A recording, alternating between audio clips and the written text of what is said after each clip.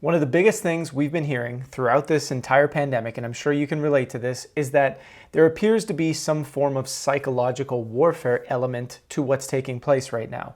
Whether it be the constant censorship, whether it be the constant fear that's coming forward, or the fact that when we look around, we see not only people attacking one another constantly, but no matter what the facts are and how they're presented, people are not able to make sense of what's going on very easily. Now, oftentimes people have been calling this a mass psychosis. So the question then becomes, how did we get here? What exactly happened and what is taking place on a deeper level? To break that down, I'm going to play a video here from Yuri Bezmenov. And he is a KGB defector. So he escaped the Soviet Union back when he started to realize what was going on there with the propaganda and the brainwashing and the direction that the Soviet was taking things. And he gave this interview in 1984 where he was basically warning America about a specific process that was taking place in America that is extremely relevant right now. Check it out. When the Soviets used the phrase ideological subversion, what do they mean by it?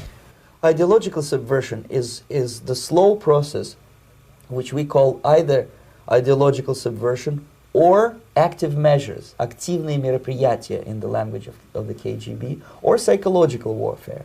What it basically means is to change the perception of reality of every American to such an extent that despite of the abundance of information, no one is able to come to sensible conclusions in the interests of defending themselves, their families, their community, and their country.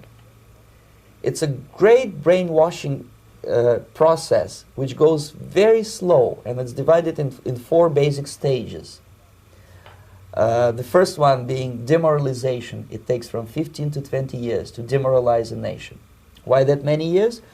Because this is the minimum number of years which requires to educate one generation of students in the country of your enemy, exposed to the ideology of the enemy. In other words, Marxism-Leninism ideology is being pumped into the soft heads of at least 3 generations of American students without being challenged or counterbalanced by the basic values of Americanism, American patriotism. The demoralization process in the United States is basically completed already. For the last 25 years, actually it's overfulfilled, because demoralization now reaches such areas where previously not even Comrade Andropov and all his experts would even dream of such a tremendous success. Most of it is done by Americans to Americans, thanks to lack of moral standards. As I mentioned before, exposure to true information does not matter anymore. A person who was demoralized is unable to assess true information. The facts tell nothing to him. Even if I shower him with information, with authentic proof, with documents, with pictures, even if I take him by force to the Soviet Union and show him concentration camp, he will refuse to believe it until he is going to receive a kick in his fat bottom. When a military boot crashes his balls, then he will understand, but not before that. That's the tragic of the situation of demoralization. The next stage is destabilization. This time, subverter does not care about your ideas and the patterns of your consumption. Whether you eat junk food and get fat and flabby, it doesn't matter anymore. This time, and it takes only from 2 to 5 years to destabilize a nation, what matters is essentials: economy, foreign relations, defense systems. And you can see it quite clearly that in some areas, in such sensitive areas as defense and economy, the influence of Marxist-Leninist ideas in the United States is absolutely fantastic. I could never believe it 14 years ago when I landed in this part of the world that the process will go that fast. The next stage, of course, is crisis. It may take only up to 6 weeks to bring a country to the verge of crisis. You can see it in Central America now. And after crisis, with a violent change of power, structure, and economy, you have so-called the period of normalization. It may last indefinitely.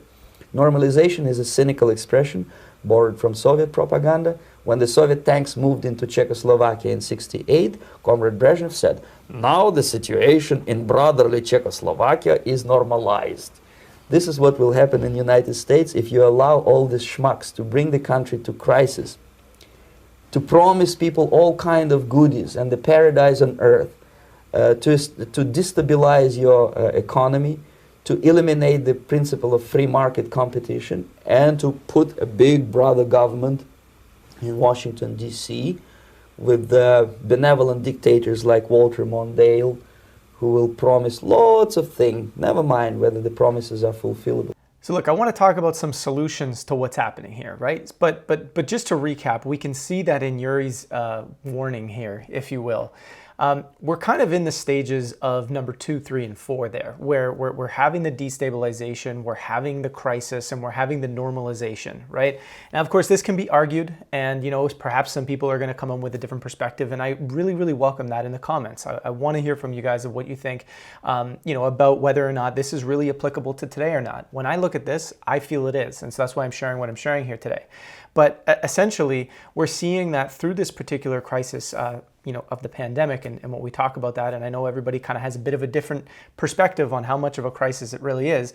But the general point here is we are seeing not just a countrywide, but a global effort to destabilize, a global effort to create crisis and to basically normalize things that are really in the realm of more surveillance, more control, less privacy, more centralization of power, right? We're seeing how simple it was for people to, I guess you could say for powerful elite figures to basically destabilize an economy, allow people to lose, a lot of their livelihood, a lot of their assets, and then buy up tons of land. We're seeing a massive purchasing of farmland. We're seeing a massive purchasing of people's real estate and stuff like that as they're losing that throughout this entire crisis. And the normalization piece to this is when we're going to see a lot of, as these mandates, as we hear so many of the threats, right, that are being presented to us. So we need vaccine mandates. We need to know what people are doing. We need to know where they are at all times. We need to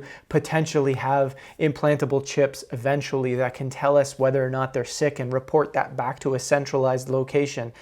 The economy falling apart shows that we need to have a change in the way the economy works, and it needs to be controlled by this set of people, right? So we're seeing this normalization of the type of authoritarian rule that we saw take place throughout this pandemic, right? So we're hearing the whispers of that right now. That's part of what's coming into play.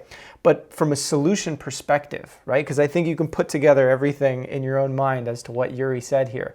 But from a loose solution perspective, which is something we love to focus on here at The Pulse, and we also do that a lot on our channel, Collective Evolution, I really want to talk about what we think and what we've been talking about for so many years about what's important to do right now. How do we counteract so much of what is happening? How do we create a new system that renders the old obsolete, as Buckminster Fuller would have said? I'm going to basically break this down into two things.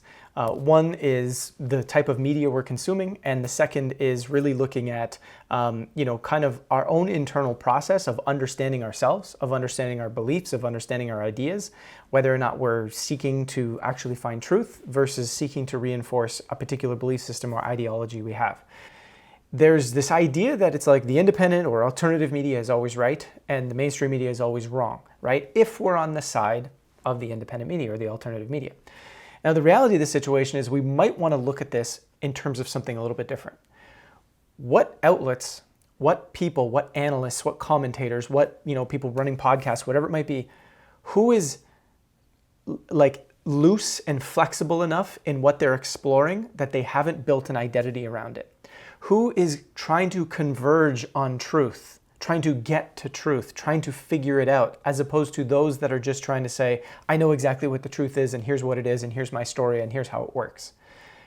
When you start to gain awareness about how to look for that, a couple things happen. Not only do you improve your ability to discern, but you get less attracted to overly sensationalized media, and you ultimately try and actually navigate the complexity of the situation out there, you start to navigate what is actually truth versus what is just opinion versus what is just somebody's perspective on something.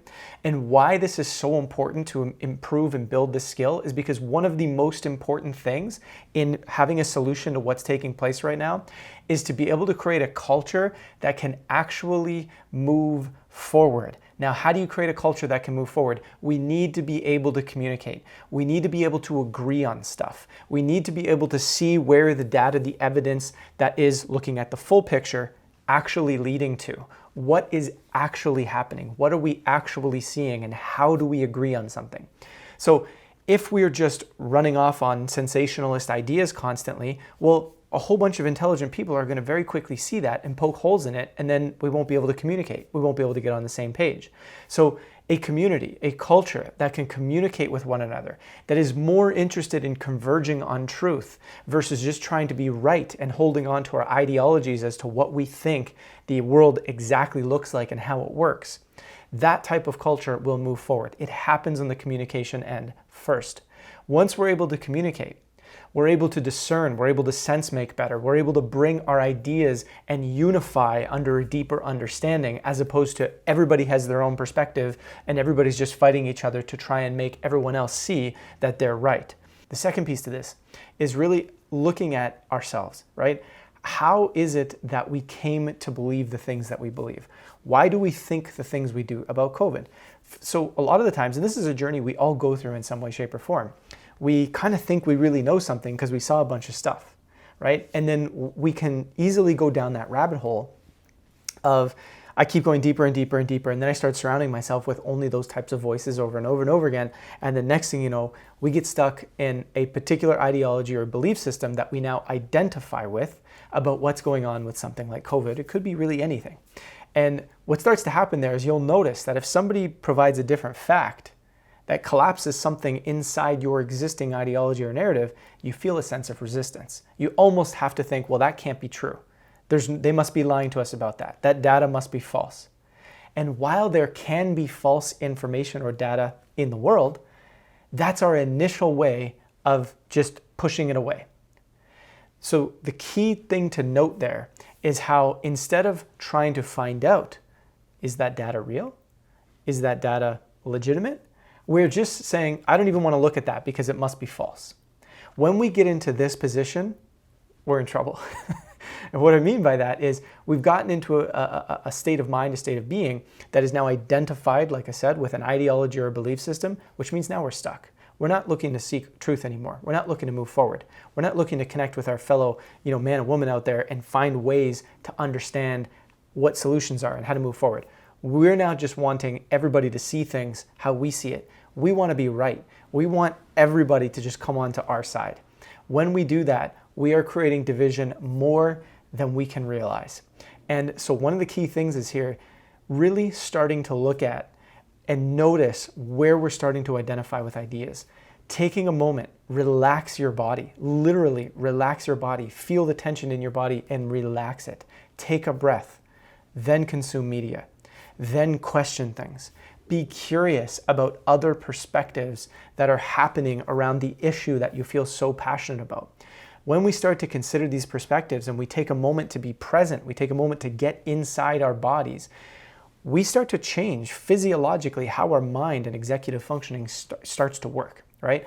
Instead of being sort of closed off, almost in a survival state, almost in a slightly stressed out state, where our executive function starts to push down and we're just saying, well, you know what, I just need to reinforce, I need to reinforce what it is that I believe. We're kind of expanding our mind. We're bringing our creativity on board. We're bringing our ability to discern, to feel on board. And when we do that, you'll notice where you have uncertainty in your ideas, and you're willing to admit that. You're willing to play with that. You're willing to sit with that. You're willing to explore that. And when we do that, and this is why I'm pointing to this as a solution to a lot of what Yuri's talking about here, when we do that, this normalization phase of trying to normalize these ideas can be challenged effectively by people. So instead of fighting and ranting and raving and arguing and fighting and dividing, which will not fix the normalization phase, we stand strong in curiosity and in inquiry. We stand strong in saying, look, this is not correct. And people are willing to listen because we have a state of being about ourselves. We have a state of understanding about ourselves that's open to respect from other people, that is open to curiosity from other people. And that is one of the key things in moving beyond a lot of this stuff. The elite, if you will, the people that are socially engineering a lot of what's taking place right now, want us to not be able to communicate with the other side. That is crucial. So if we're finding all the time that we can't communicate with our friends and family, that everybody online thinks we're crazy and we're idiots and blah, blah, blah, blah, instead of just always blaming them about how psychotic they are, perhaps consider whether or not it might be your approach. And that is one thing that's really, really, really important to consider. And in fact, we have a whole course on this inside our premium membership called Overcoming Bias and Improving Critical Thinking, which has been a massive success in improving people's conversation with other people when it comes to this kind of stuff. Anywho, hope you enjoyed this video. As always, subscribe, and we'll catch you next time.